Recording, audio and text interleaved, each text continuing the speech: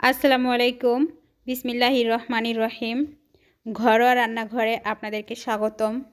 আজ আমি নতুন আলু দিয়ে আলুর দম রান্না করেছি। এই আলুর দম আমি কিভাবে রান্না করেছি আপনাদের সাথে শেয়ার করব। তো কথা না বাড়িয়ে চলুন মূল রান্নাটা দেখে আসি। রান্না করার জন্য আমি সরিষার তেল নিয়েছি এবং 1 কাপ পরিমাণ সরিষার তেল নিয়েছি।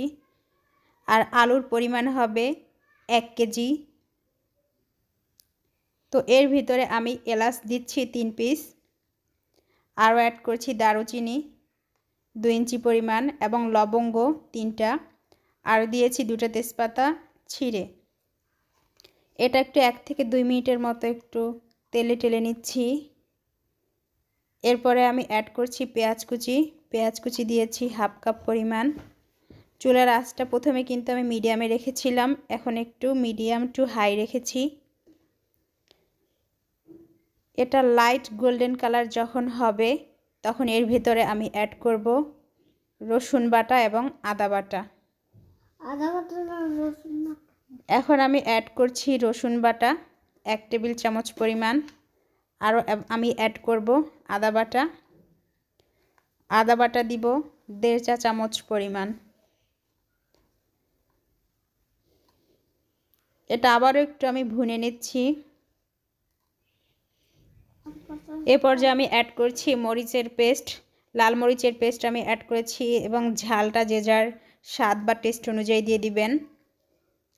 এটা একটু আমি ভুনে নিচ্ছি। এখন আমি এর ভিতরে অ্যাড করব হলুদের গুঁড়ো দিয়েছি 1 চা চামচ পরিমাণ। এবার অল্প একটু পানি দিয়ে এটা আমি আবার একটু ভুনে নিব। পানিটা দেওয়ার কারণ হচ্ছে মশলাটা পুড়ে যাবে না। এ পর্যায়ে আমি অ্যাড করছি ধনে গুঁড়া 1 চা চামচ, আরও আমি অ্যাড করব জিরা গুঁড়া 1 চা চামচ। এবার আবার একটু ভুনে নিচ্ছি।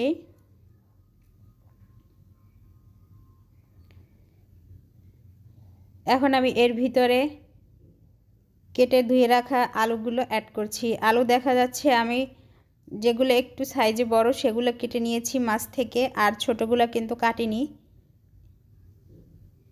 লবণ অ্যাড করছি পরিমাণ মতো।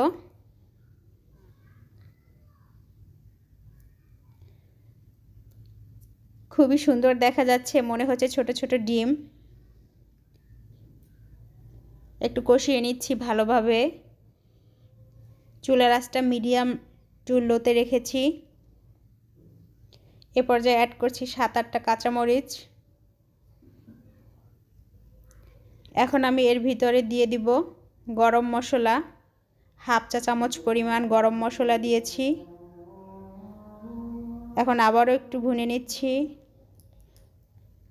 আলুর দমটা আসলে ভুনার উপরে অনেকটা টেস্ট ডিপেন্ড করে।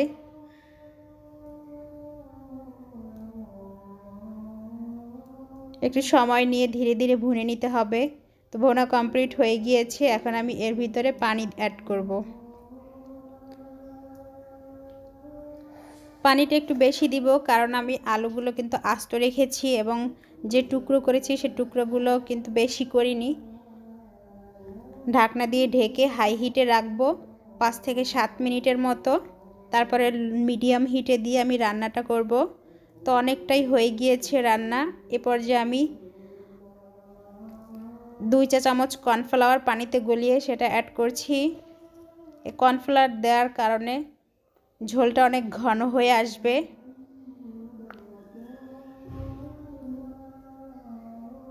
কর্নফ্লাওয়ার দিয়ে কিন্তু নাড়তে থাকতে হবে, নয়তো দলা পাকিয়ে যেতে পারে। এখন আমি অ্যাড করছি ধনেপাতা কুচি।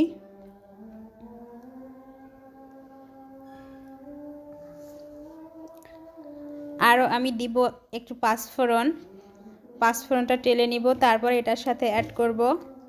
লবণ ঠিক আছে কিনা অবশ্যই টেস্ট করে নিতে হবে এবং রান্নাটা মোটামুটি একটু সময় নিয়ে করতে হবে যেহেতু আলু আস্ত ছিল।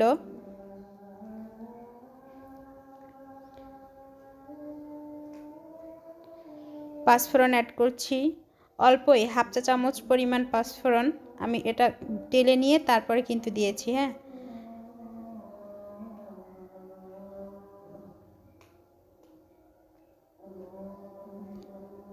রান্নাটা কমপ্লিট হয়ে গিয়েছে। এই আলুর দম রেসিপিটা কিন্তু খুবই সহজ, আর নতুন আলু দিয়ে এর টেস্টটা যে কতটা হয় সেটা বলার অপেক্ষা রাখে না। তো আপনারা এই আলুর দম রেসিপিটা অবশ্যই বাসায় চেষ্টা করবেন, এবং যাদের ভালো লাগবে তারা আমাকে কমেন্টসে আপনাদের মতামত জানাতে পারেন।